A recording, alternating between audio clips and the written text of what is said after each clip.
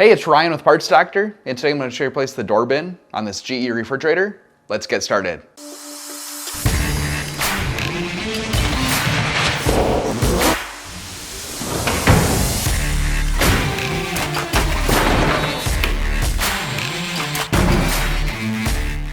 To remove the door bin, grab both sides and lift up to release it from the locking tabs. If necessary, gently tap on the bottom.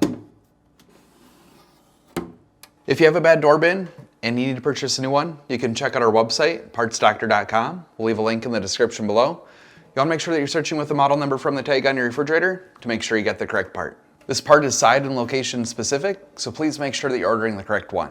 To install the door bin, align the tabs and push down to lock in place. So that's it for this video. If you have any tips or tricks of your own, let us know in the comments below. And if you like fixing things, please consider subscribing.